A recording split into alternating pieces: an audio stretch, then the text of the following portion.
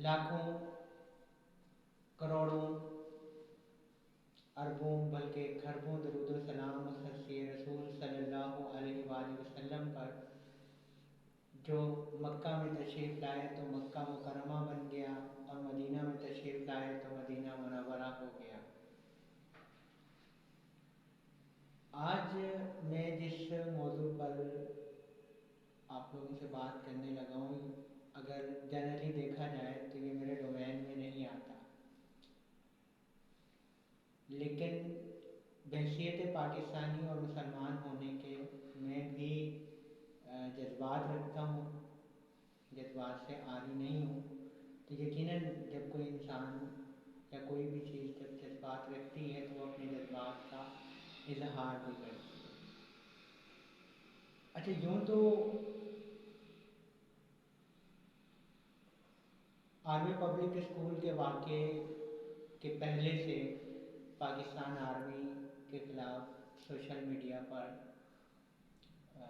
ایک واویلا شروع ہو گیا تھا اور ہم اسے برداشت کر رہے تھے۔ اس میں بعض مرتبہ کسی کے ساتھ طرح کلامی بھی ہو جاتی تھی، لیکن آج صبح میرے ایک مریض نے جو ہے وہ ارلی مارننگ ہی مجھے ایک پوسٹ کر دی، جس پوسٹ کی وجہ سے مجھے یہ ویڈیو بنانی پڑ رہی ہے۔ اور میں دیکھ رہا ہوں کہ جب سے پاکستان الیکشن کمیشن نے الیکشنز کا اعلان کیا ہے، تب سے کچھ تنظیمیں، کچھ ہماری سیاسی پارٹیاں بہت زیادہ پاکستانی افواج کے خلاف جو ہے انہوں نے واویلا شروع کر رکھا ہوا ہے، جو شاید ہو سکتا ہے کسی حد تک صحیح ہو، لیکن جتنی بری زبان ہم پاکستان آرمڈ فورسز کے خلاف استعمال کر رہے ہیں، یہ ایک زندہ و جاوید قوم کو زیب نہیں دیتی۔ یہ میرا تھمبنیل ہے نا، یہ وہی پوسٹ ہے جو مجھے صبح موصول ہوئی اور جس پر انگریزی میں لکھا ہوا تھا کہ پاکستانی قوم پچھلے 75 سال سے اس برڈن کو محسوس کر رہی ہے، جس کا جو مطلب میں سمجھ پایا ہوں وہ یہ ہے کہ فوج ایک بوجھ ہے۔ اچھا، اس بات کو لے کے مجھے بڑی شدت سے دکھ اور تکلیف ہوا، اور میں نے اس موضوع کو لے کے جو ہے وہ کچھ انٹرنیٹ پر سرچ کرنا شروع کیا، گوگل چچا سے کچھ باتیں پوچھی اور کوشش کی کہ میں حقائق تک پہنچ پاؤں کہ حقائق کیا ہیں۔ اچھا، اس طرح کی پوسٹیں دیکھ کے نا مجھے ایسا محسوس ہوتا ہے جیسے جو پاکستانی فوج ہے نا، وہ ہم نے کہیں سے مستعار لیے ہوئے چند نوجوان ہیں جو شاید انڈین ہیں یا سری لنکن ہیں یا امریکن ہیں یا برطانوی ہیں یا کینیڈین ہیں یا فرینچ فوج کا حصہ ہیں، اور ہم نے ان سے ادھار لیے ہوئے ہیں، اور وہ ہم سے ہر مہینے یا ہر سال وہ اپنا بجٹ لیتے ہیں تنخواہوں کی صورت میں اور اپنے اپنے ملکوں میں چلتے بنتے ہیں۔ اور یقیناً بہت سارے حساس دل رکھنے والے پاکستانی مسلمان جو ہیں وہ اس طرح کی باتیں سوچتے ہوں گے، لیکن بیچارے کہہ نہیں پاتے ہوں گے، تو میں نے ان کی زبان بننے کا آج ارادہ کیا ہے۔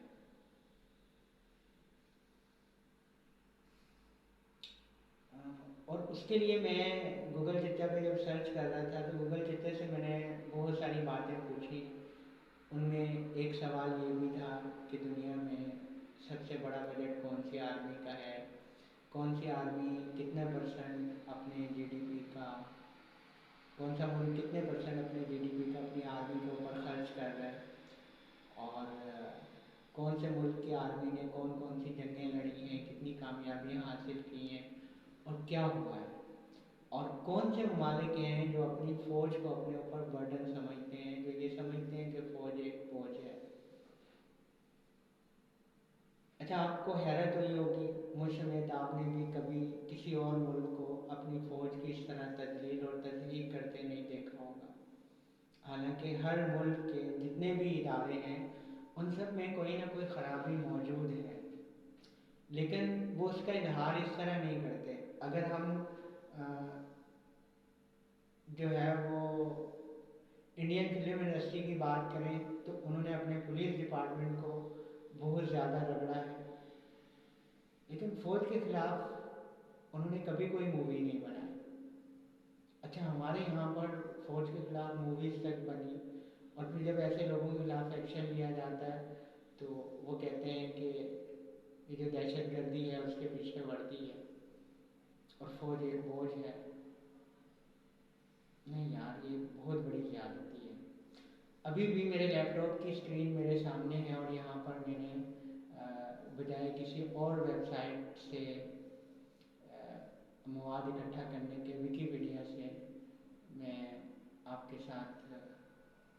ये डेटा शेयर करने की जिसारत कर रहा हूँ।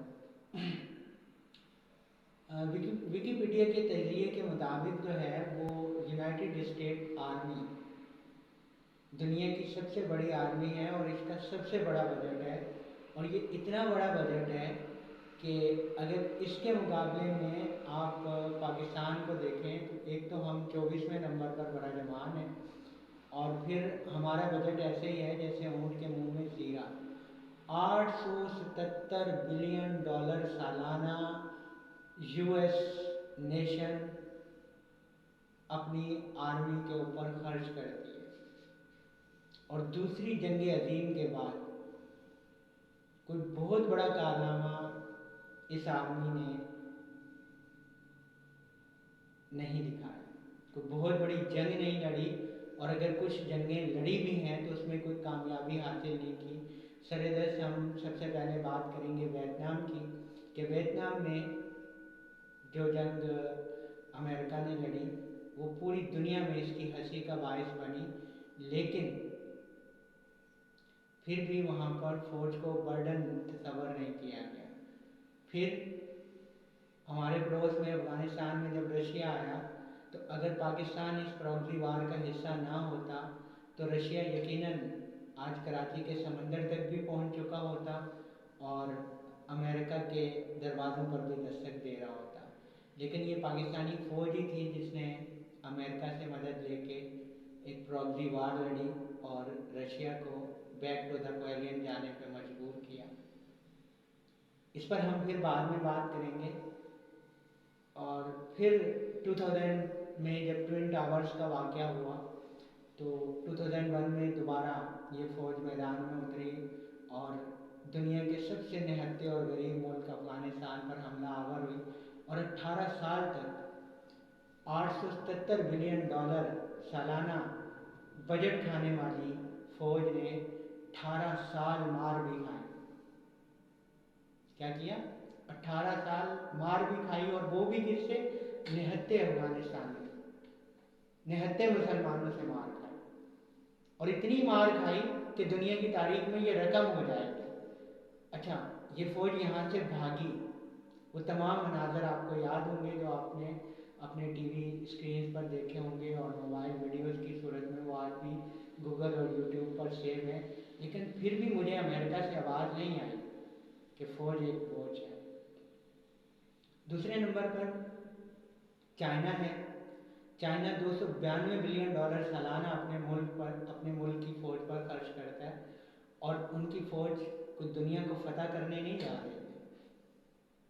आज तक उसने एक जंग भी नहीं लड़ी, सिर्फ हमसे 1 साल बाद वो मुल्क आज़ाद हुआ है, और चाइना ने कोई जंग नहीं लड़ी। चाइना का भी सबसे बड़ा दुश्मन भारत है, और पाकिस्तान का भी सबसे बड़ा दुश्मन भारत ही गर्दाना जाता है।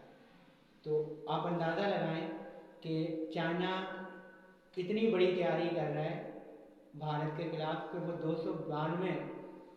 बिलियन डॉलर जो है वो सालाना अपनी फ़ौज पर खर्च करता है, सिर्फ इस खतरे से निपटने के लिए कि कहीं इंडिया अगर हम पर हमलावर हो तो हम दिफा कर सकें। बाकी उस फ़ौज का कोई मोटिव नहीं है। अच्छा, इसी तरह रशिया है, वो 86.4 बिलियन डॉलर सालाना के साथ तीसरे नंबर पर है, اور انڈیا 81.4 بلین ڈالر کے ساتھ چوتھے نمبر پر براجمان ہے اور پانچویں نمبر پر سعودی عرب ہے۔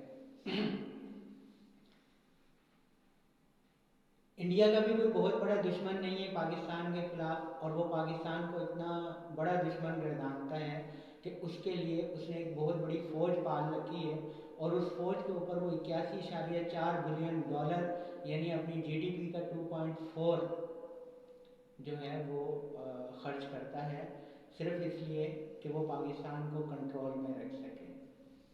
سعودی عرب کے اپنے مفادات ہیں جس کے لیے وہ 75 ملین ڈالر، اس پر میں جو ہے وہ مجھے زیادہ معلومات نہیں ہے، میں بات کو اسکپ کرتا ہوں یہاں سے، اور پھر مختلف ملکوں سے ہوتے ہوئے میں جو ہے وہ اسرائیل کو تلاش کر رہا ہوں۔ اسرائیل مجھے نظر آ رہا ہے 15ویں نمبر پر، اور اسرائیل ایک چھوٹا سا ملک ہے اور اس کے کوئی بہت بڑے دشمن نہیں ہے، بلکہ یہ دوسرے ملکوں کا دشمن ہے، اور اس نے ایک ایسی فوج پال رکھی ہے جس کے اوپر یہ 23.4 بلین ڈالر یعنی اپنی جی ڈی پی کا تقریباً 4.5% اپنی فوج پر خرچ کرتا ہے، اور پوری دنیا میں اس کا کوئی دشمن نہیں ہے، بلکہ یہ جب چاہتا ہے جہاں چاہتا ہے چیزوں کو انٹرسیپٹ کرنے کی صلاحیت رکھتا تھا۔ 7 اکتوبر 2023 سے پہلے لوگوں کا خیال تھا، جبکہ قرآن نے ہمیں بتایا تھا کہ یہ کوئی اتنی بڑی طاقت نہیں ہے۔ پھر 7 اکتوبر 2023 کو یہ ہوا کہ حماس نے چند میزائل اسرائیل پر داغ دیے، اور اسرائیل جو ہے وہ جس طرح امریکہ 2001 میں دندناتا ہوا افغانستان میں آیا اور اس نے کہا کہ ہم افغانستان کی مکمل تباہی تک جنگ جاری رکھیں گے، بالکل ایسے ہی الفاظ جو ہیں وہ اسرائیل نے بھی کہے کہ ہم غزہ کی تباہی تک اور غزہ سے لوگوں کے انخلا تک یہ جنگ جاری رکھیں گے۔ لیکن وہ کیسی جنگ انہوں نے جاری رکھی؟ پہلے تو 1 مہینے تک وہ آسمان سے نیچے ہی نہیں اتر رہے تھے، یعنی فضائی حملے فضائی حملے فضائی حملے، اور جب 1 مہینے بعد وہ نیچے اترے تو اب حالت یہ ہے کہ وہ اپنی ہزاروں گاڑیاں اور ہزاروں جو ہے وہ نوجوان گنوا چکا ہے، اور غزہ ابھی تک اس کے کنٹرول میں نہیں ہے، نہ پہلے کنٹرول میں تھا نہ اب کنٹرول میں ہے۔ اچھا، اتنی بڑی ناکامی کے باوجود یعنی چند مٹھی بھر مجاہدین کے سامنے بے بس ہے وہ کنٹری جس کا 23.4 بلین ڈالر کا سالانہ جو ہے وہ بجٹ ہے، اور وہ اپنی جی ڈی پی کا 4.5% سالانہ اس کے اوپر خرچ کر رہا ہے، لیکن میں دیکھ رہا ہوں کہ سوشل میڈیا پر کہیں پر بھی یہ آواز نہیں اٹھ رہی کہ فوج ایک بوجھ ہے۔ اچھا، اسی طریقے سے جب میں مزید نیچے کی طرف جاتا ہوں تو 23ویں نمبر پر ترکی کھڑا ہے۔ ترکی جو ہے وہ 10.6 بلین ڈالر سالانہ اپنی فوج پر خرچ کرتا ہے، اور یہ اس کے جی ڈی پی کا جو ہے وہ تقریباً 1.2% ہے، اور 24ویں نمبر پر پاکستان ہے۔ 10.3 بلین ڈالر سالانہ کے اخراجات ہیں پاکستانی فوج کے، اور اس کا مقابلہ ہے اس فوج کے ساتھ جو 84 بلین ڈالر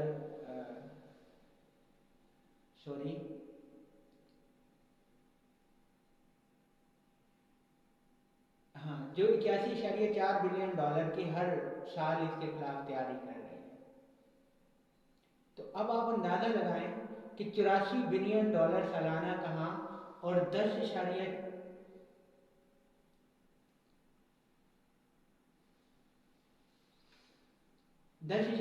بلین ڈالرز کہاں۔ اچھا، اور پھر یہ وہ فوج ہے جس نے 65 میں انڈیا کے ساتھ جنگ لڑی اور فتح حاصل کی، پھر اس کا بدلہ لینے کے لیے 71 میں ایک پراکسی وار لڑی انڈین آرمی نے بنگالی بھائیوں کے ساتھ مل کے، اور اس میں وہ فتح کچھ نہیں کر سکا۔ صرف ہوا کیا کہ انہوں نے بنگالی بھائیوں کی اتنی مدد کی کہ وہ مشرقی پاکستان جو تھا اس کو بنگلہ دیش بنانے میں کامیاب ہوئے، جس میں ان کا کوئی جو ہے وہ بہت بڑا کارنامہ نہیں تھا سوائے اس کے کہ انہوں نے مطلب ان باغیوں کی مدد کی جو پاکستان کے ساتھ نہیں رہنا چاہتے تھے۔ اچھا یہ وہ سینیریو ہے جو میں نے آپ کے سامنے بیان کیا ہے، لیکن اس سارے سینیریو میں کہیں پر کسی ملک نے، ایسے ایسے ملک ہیں جن کے آپ نام تک نہیں جانتے، لیکن وہ بھی اپنی جی ڈی پی کا 4.5 4.6 4.9 بلکہ 5% تک جو ہے وہ اپنی فوج کے اوپر خرچ کر رہے ہیں، اور ان کا کوئی دشمن بھی نہیں ہے، کوئی ان کے بہت بڑے عزائم بھی نہیں ہیں۔ یہاں پاکستان جو ہے وہ ہر وقت مختلف معاملات میں گھرا ہوا ہے، اور پوری دنیا میں حتیٰ کہ بیت المقدس میں جب ظلم ہوتا ہے تو وہاں کی عوام بھی پاکستان کے پرچم اٹھا کے اور پاکستانی افواج کی طرف اور پاکستانی قوم کی طرف دیکھتی ہے کہ یہ وہ لوگ ہیں جو یہاں پر آئیں گے اور ہماری مدد کریں گے۔ تو کیا دنیا کی کوئی اور ایسی فوج ہے جس سے دنیا بھر کے لوگ امید لگاتے ہوں؟ یقیناً آپ کا جواب نہیں نہ ہوگا۔ تو پھر آخر کیا وجہ ہے کہ ہم ہر وقت اپنی ہی فوج کے خلاف جو ہے وہ پروپیگنڈا کرتے رہتے ہیں، اور یہ گردان ہم نے اپنی زبان پہ چڑھا رکھی ہے کہ فوج ایک فوج ہے، ہماری ملٹری 75 سال سے ہمارے اوپر برڈن ہے۔ شرم نہیں آتی یہ بات کہتے ہوئے؟ سوچتے نہیں آپ لوگ کبھی؟ اور کیوں جو حساس دل رکھنے والے مسلمان ہیں وہ کیوں اس پر آواز نہیں اٹھاتے؟ کیا ہماری فوج کا حصہ ہمارے لگتے جگر نہیں ہے، ہماری ماؤں کے بیٹے نہیں ہیں؟ کیا وہ ہمارے ملک کے لیے اپنی جانیں تک پیش نہیں کر دیتے؟ ہاں، لیکن کچھ برے لوگ ضرور موجود ہیں اور ہمیں ان کے خلاف آواز اٹھانی چاہیے۔ اگر آپ ان کو جانتے ہیں تو ان کا نام لے کر آپ احتجاج کریں، پاکستانی فوج کو کیوں لتاڑ رہے ہیں؟ بس آج میں یہی کہنا چاہوں گا کہ ہماری فوج، پاکستانی فوج پاکستان پر بوجھ نہیں ہے، بلکہ در حقیقت وہ لوگ بوجھ ہیں جو فوج کو بوجھ سمجھتے ہیں۔ ہمیں تو ہمارے رسول اکرم صلی اللہ علیہ وآلہ وسلم نے یہ کہا ہے کہ تمہاری قوم میں ایسے لوگ ضرور ہونے چاہیے جو جنگ کے لیے تیار رہیں۔ یقیناً وہ کام فوج ہی کر رہی ہے۔ آپ اور میں اپنے اپنے کاموں میں مصروف ہیں، صبح 10 بجے 11 بجے اٹھتے ہیں، اپنی سیٹوں پہ بیٹھتے ہیں اور مطلب پیٹ بھر کے کھاتے ہیں اور ڈکارتے ہیں، اور پھر ہم کہتے ہیں کہ فوج ایک بوجھ ہے۔ اللہ آپ کا اور میرا حامی و ناصر ہو۔ السلام علیکم۔